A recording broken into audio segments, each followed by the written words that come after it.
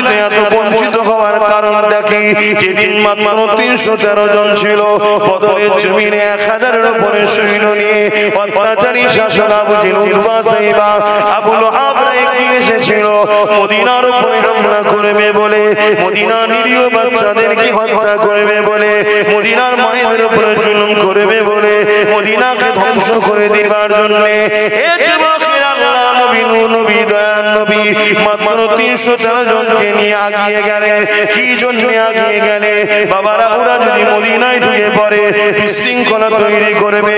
মদিনার বাচ্চারা রয়েছে, মদিনার বুড়োরা রয়েছে, মদিনায় নারীরা রয়েছে, ওদেরকে মদিনায় ঢুকার আগে ওদেরকে ওখানে ঢুকে বুঝাবো, কথা বলবো, আলোচনা ওখানে হবে। চলো বাবা,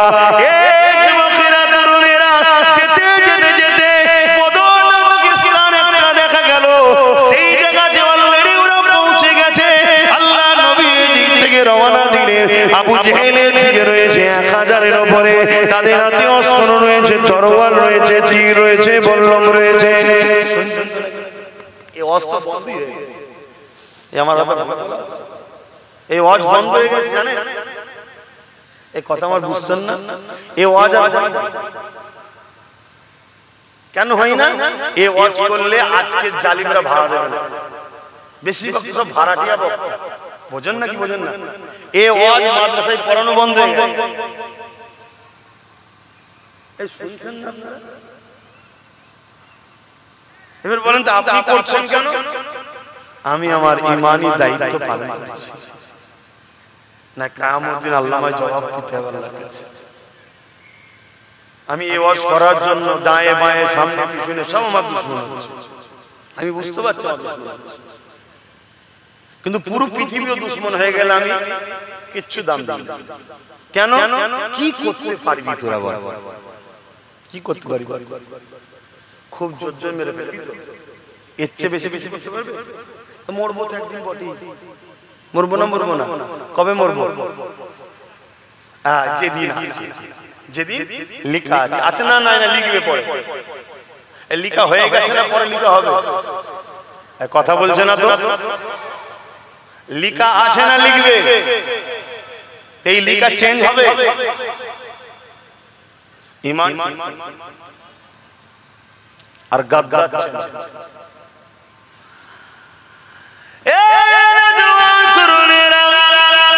আল্লাহ নবী 313 জনকে নিয়ে আগিয়ে যাচ্ছে, যারা আমল করে কোনো হাতে অস্ত্র না, কোরাউটো নাই, খালি পায়ে মরুভূমির উপর দিয়ে হেঁটে হেঁটে যেতে লেগেছে।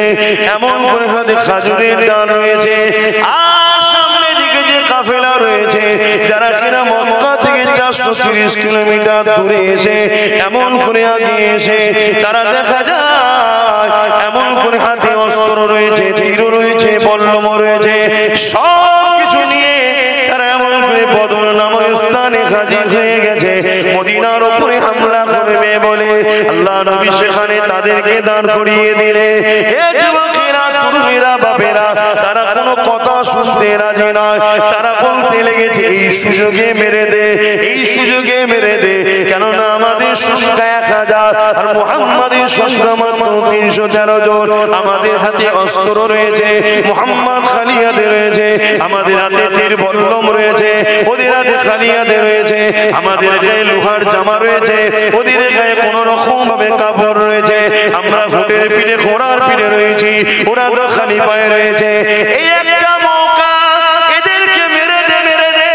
আজও কেউ যদি মনে করে এই একটা মৌকা, সব জায়গায় আমরা, সব জায়গায় ক্ষমতা আমাদের, সব জায়গায় আমরা বসে আছি, সামনে আমরা, পিছনে আমরা, উপরেও আমরা, চারিদিকে আমরা, এই সুযোগে মেরে দে, এই সুযোগে দেখেলে, তাহলে জালিমদেরকে জানিয়ে দিই, মনে রেখে দিও, মারনেওয়ালা থেকে বাঁচানেওয়ালা অনেক বড়। আরো জোরে বলুন সুবহান।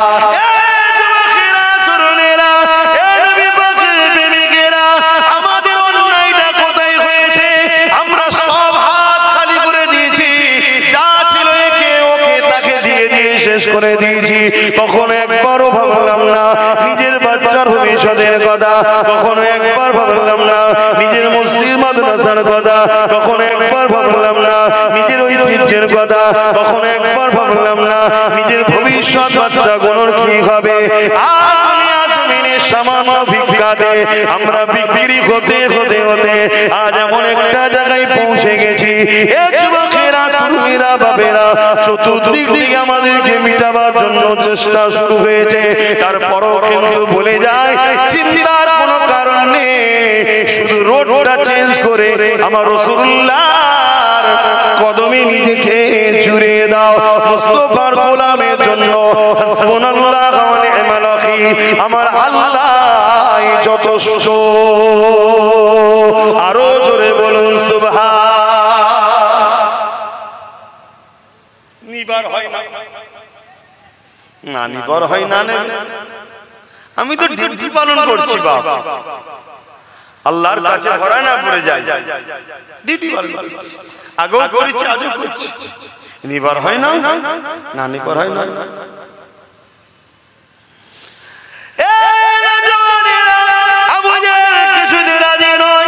কিছুই বুঝতে চাই না, ও বুঝতে পেরেছে সুযোগে যদি না কাজে লাগা আর সুযোগ পাবো না, কেননা সুযোগ আসবে না। তাই আবু জেহেল রেডি হয়ে গেল, আর আমার রাসূলুল্লাহ আসমানের দিকে মুখটা তুলে বলতে লেগেছে আল্লাহ আপনি যথেষ্ট। এই বলে নবী আমার কাতার সিধে করতে লেগেছে, কাতার সিধে করতে লেগেছে। এ যুবকেরা, তরুণেরা, যেমন একজন সেনা কমান্ডারের কাজ ওই নেতৃত্ব রাসূল দিয়ে সোজা করতে লেগেছে। ওই কাতার দেখতে দেখতে দেখা যায় ওই কাতারে দুজন ছোট ছোট বাচ্চা রয়েছে, একজনের নাম মাআজ আর একজনের নাম মুআজ। এই দুটো বাচ্চাকে দেখে আল্লাহ নবী দাঁড়িয়ে গেলেন, বাবারা তোমরা এখানে কি করছো বাবা? এটা কোনো খেলা করার মাঠ নয় বাবা, যাও মায়ের কাছে ফিরে যাও বাবা, এ ময়দান থেকে চলে যাও বাবা, জালিমদের আজ কত অস্ত্র শস্ত্র রয়েছে বাবা, তোমার মা বড় কষ্ট পাবে বাবা, ঘরে ছেলে ঘরে ফিরে চলে যাও। বাচ্চা দুটো কাঁদতে শুরু করে দিল, ইয়া রাসূলুল্লাহ,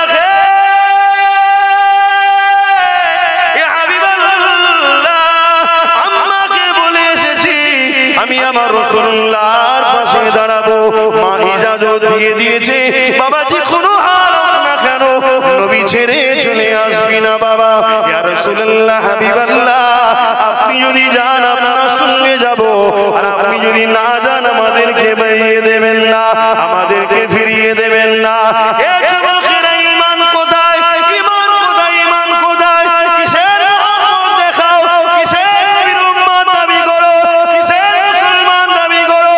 হ্যাঁ, দুনিয়ায় তুমি বললে জানাজা হবে, হ্যাঁ দুনিয়ায় বললে তোমার জানাজাতে কোনো পীর সাহেব পীরজাদাও আসবে, হ্যাঁ তুমি বললে হয়তো মানুষ মুসলমান কোন মনে করে জানাজায় দাঁড়াবে, কিন্তু মনে রাখবে মিনহা খালাকনাকুম ওয়া ফিহা নুঈদুকুম ওয়া মিনহা নুখরিজুকুম তারাতান উখরা বলে যখন মাটি দিয়ে চলে যাবে, ওই কবরটা তোমার জন্য জাহান্নামের একটা গর্ত হয়ে যাবে। কেননা জীবনে তুমি আল্লাহ দ্বীনের জন্য কি করেছো বলো? আজকে আমরা সহজ ইসলাম পেয়েছি, সহজে মসজিদ পেয়েছি, সহজে মাদ্রাসা পেয়েছি, সহজে কোরআন পেয়েছি, তাই আজকে আমাদের মসজিদ মাদ্রাসার উপরে দরদ না, আমাদের মসজিদ মাদ্রাসার উপরে কোনো খেয়ালই না। আমাদের খেয়াল হলো ঈমান জালিম অত্যাচারী কাফের বদমাই নেতাদের কোদি কি করে বাঁচবে, এদিকেই খেয়াল। কি গো ভুল বললাম? কষ্ট হয়ে গেল? কিচ্ছু আসবে না, কি সবাই উঠে চলে যাও তাও অসুবিধা নেই। মাদ্রাসা কি করে হবে? হবে না তো কি হয়ে যাবে? যদি মাদ্রাসা না হয় আমার অসুবিধা আছে? কথা বলছো না? এই মাদ্রাসা কি আমার ঘর নাকি? আমার পেরেশান, আমার ঘর হবে না, আমি থাকবো কোথায়, শোবো কোথায়? এ তো আল্লাহর দ্বীনের শিক্ষা দিবার ঘর, এ তো রাসূলুল্লাহর ঘর। তা আল্লাহর দ্বীনের শিক্ষা দিবার ঘর আমি কি করতে পারি? এ তো আল্লাহ করায়, আমার দ্বারা, তোমার দ্বারা, ওর দ্বারা, ওর দ্বারা আল্লাহ করিয়ে নেয়। জোরে বলুন সুবহানাল্লাহ। যার কপাল ভালো হয় সে ফিরে থাকে। শুনছেন কি বলছি? আজকে আমাদের ঈমান কোথায়? দুটো ছোট ছোট বাচ্চা, তারা যেতে চাইছে না, উপর দিকে অস্ত্র তরোয়ালে ঝংকার হচ্ছে, একে অপরের তরোয়ালে মারছে, তার একটা আওয়াজ হচ্ছে, ভয় দেখাচ্ছে। কথা বুঝছেন না? আজকে আমাদের ভয় দেখাই না, দেখাই না, কোথায় কিছু নাই বেরিয়ে পড়েছে, এক গাদা নিয়ে দুম দামের আনন্দ করছে, দেখছেন না? কিন্তু যারা ঈমানদার হয় তারা সে ভয় করে, কারণ ঈমানদাররা মায়ের পেটে যখন ছিল তখনও হোসাইন শুনেছে, কোলে কোলে বড় হয়েছে ইমাম হোসাইন শুনে শুনে। জোরে বলুন সুবহানাল্লাহ। কি গো বল বল, আমরা সব ভয় লাগে না। হ্যাঁ, যাদের ঈমান দুর্বল হয়ে গেছে তারা কি হবে কি হবে কি হবে সব কি হবে, চলো ওদের সঙ্গে না মিশে থাকলে হয়, যা 2-500 পেয়েছি ওই ঠিক আছে, আজকালে মেরে ফেলবে, কোনো দরকার নেই বাবা, এই এর সাথে থাকি হয়তো বেঁচিয়ে দেবে। হ্যাঁ জানা, জীবনে মনে রাখবে সে জার্সি গরু হোক আর গাই গরু হোক, উজড়ি উজড়ি হয়। কি গো ভুল বললাম নাকি? তুই যতবার যাই দিয়ে ধো, পরিষ্কার করো, আর করো, রান্না করে যখন দেবে, কি এটা ভাই গোশ কথা কিছু মাথায় ঢুকলো আমি কি বলছি? হ্যাঁ বুঝার হয় বুঝে নাও, না বুঝার হলে আর কি বুঝাবো বল? কোদাল দিয়ে যখন কবরে দিয়ে আসবে ফেরেশতা দিয়ে আল্লাহ বুঝিয়ে দেবে যখন বলদারে যা।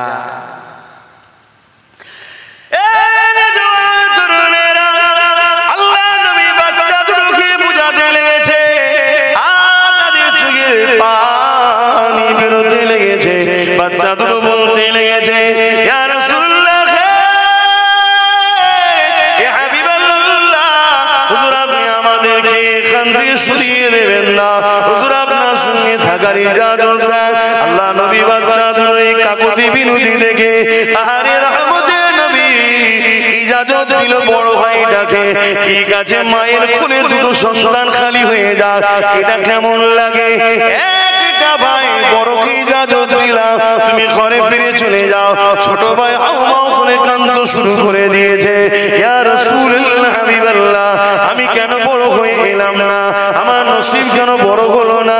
আমি যদি বড় হতাম বদরের জমিনে আল্লাহ নবীর সঙ্গে দ্বীনের জন্য, আল্লাহর জন্য, হকের জন্য, রাসূলুল্লাহর জন্য দাঁড়িয়েছিলাম, কিয়ামতের দিনে এটা আল্লাহকে বলতে পারবো না। এইভাবে বাচ্চাটা কাঁদতে লেগেছে।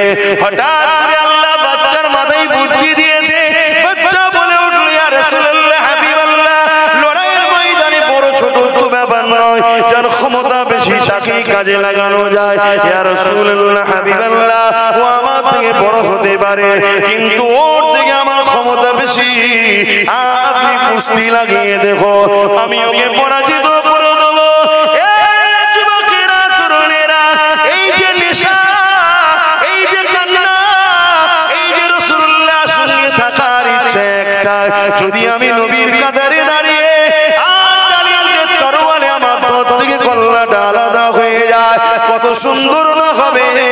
কিয়ামতের দিনে আমি আল্লাহর কাছে পেয়ারা হয়ে বেহিসাব জান্নাতি হয়ে যাব। আরো জোরে বলুন সুবহান। এটাই নেশা তো নাকি? আরে কথা বলুন, এটাই নেশা। আর আমাদের নেশা, আমাদের এই নেশা আছে? আমাদের জান লাগলে, মাল লাগলে আমরা অন্য জায়গায় খরচ করি, অন্য জায়গায় দিচ্ছি, দিনই কি দিচ্ছি, কিন্তু আমরা হকের পক্ষে থাকতে পারছি না। কেন?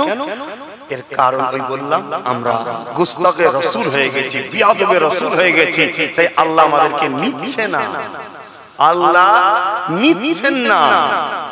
মনে রাখবেন, যদি কেউ মনে করে আমরা না হলে ইসলাম চলবে না, আমি ওই মুসলমানকে জানাই তোমার ইসলাম সম্বন্ধে ধারণাই নাই, ধারণাই নাই। আল্লাহ তোমাকে নিয়ামত দিয়েছে, নিয়ামতের কদর যদি করতে না পারো, আল্লাহ কেড়ে নিয়ে অন্যজনের হাতে তুলে দেবে, অন্যজনের হাতে দিয়ে দেবে। দেখো না, যে বাবরি মসজিদে প্রথম আঘাত করেছিল তাকেই আল্লাহ কালেমা পড়ালো, তার হাতে 100-এর উপরে মসজিদ আল্লাহ বানিয়ে দিল। জোরে বলুন সুবহানাল্লাহ। আরো জোরে বলবেন না সুবহানাল্লাহ? তাহলে ইসলামের জন্য আমাদেরকে এগিয়ে আসা দরকার আছে না? কিন্তু আমরা কোথায়? আমরা কোথায়? আমার জানা নাই। আল্লাহ খানে মাহফিলে তো অনেক মানুষ এসেছে, আমার মনে হয় এরপরও প্রচুর মানুষ এখনো মানে এই দিক দিয়ে আড্ডা দিচ্ছে। না না আমার মনে হচ্ছে ধারণা। তাহলে বলুন আমরা কোথায়?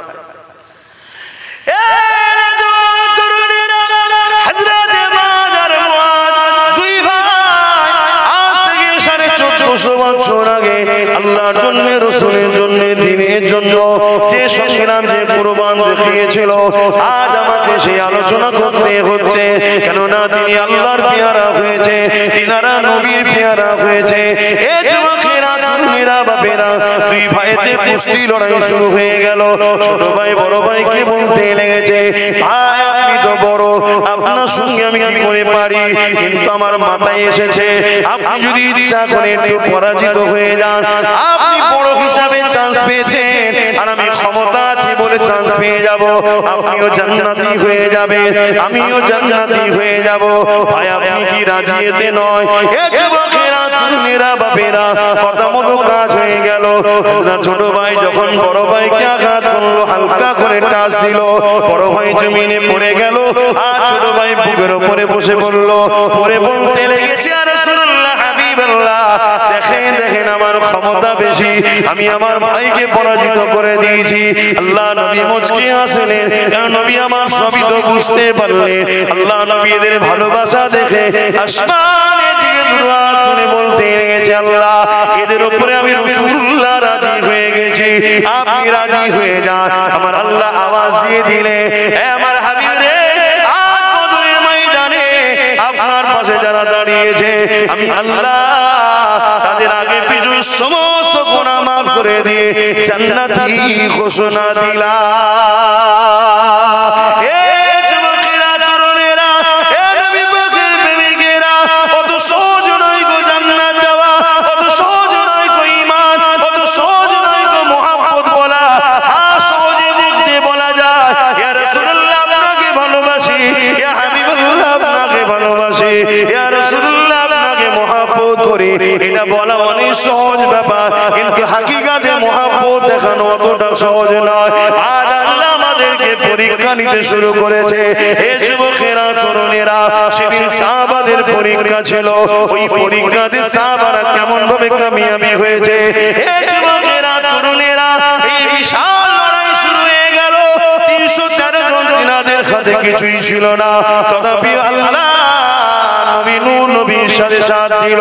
আল্লাহ পাক ফেরেশতা পাঠিয়ে এই 313 জন অল্প সংখ্যক হাত খালিওয়ালা লোকগুলোকে অস্ত্রধারী জালিমদের কাছে আমার আল্লাহ পাক কামিয়াবি দিয়ে দিয়েছিলেন।